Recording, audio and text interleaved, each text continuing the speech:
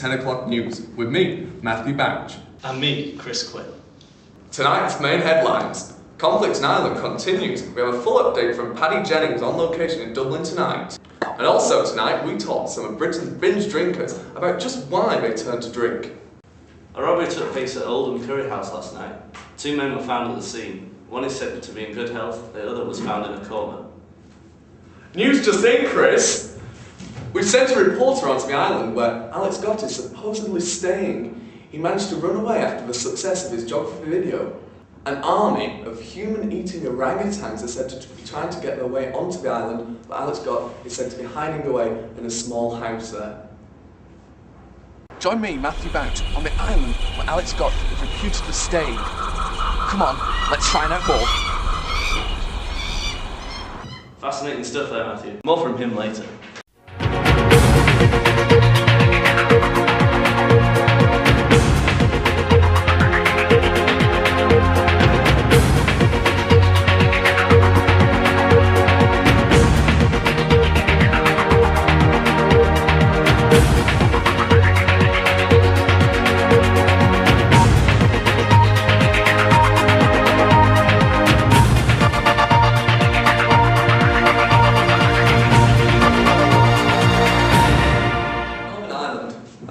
Larger than Yorkshire with a population of 1.5 million.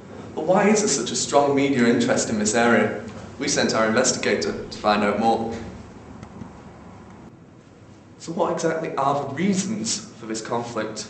Let's investigate this with Herbert Marks, an amateur historian who joins us in the studio today. Hi Herbert. Hi. So Herbert, I imagine that religion must be one of the main causes of this conflict. Yes, well, there's been a divide between the Catholics and the Protestants, which goes back to the 16th century. They share different views on how their territory should be governed. I imagine nowadays politics must be one of the main problems.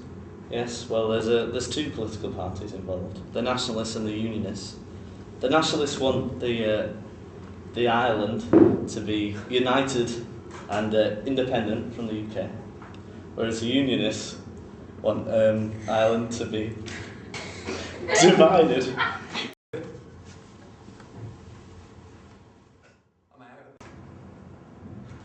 And now we should have a satellite link to Paddy Jennings, who's on scene now in Dublin.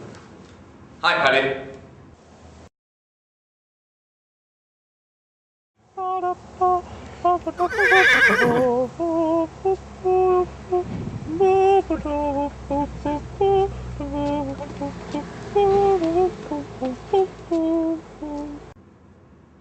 So Paddy, just tell us a little bit about the present crisis in Ireland and how actually that started.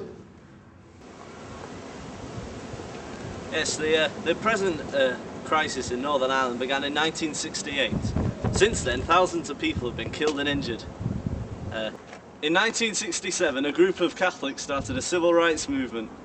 The next year, during a series of marches, that fighting first broke out between Catholics, Protestants and the police. Just exactly what was Sinn Féin's involvement in the crisis? After a hunger strike in 1981, Sinn Féin moved towards greater involvement in politics. And Britain. What was their involvement? And exactly why did the campaign continue? Bombing continued and the IRA were keen to show they still had power in August 1994. After months of secret discussion, the IRA finally agreed to a ceasefire. Hold it a minute.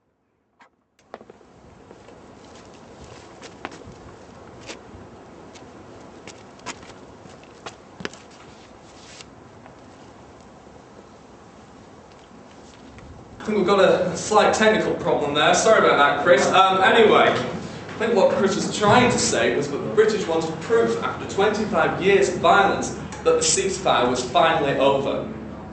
But in 1996, the IRA ended the ceasefire and exploded a bomb at Canary Wharf. Although there have been a couple of sightings of the Alex by a few locals, they were said to be disturbed and very, very scared. We have been unfortunate in trying to spot the Alex. We fear he may be hiding in some sort of underground tunnel.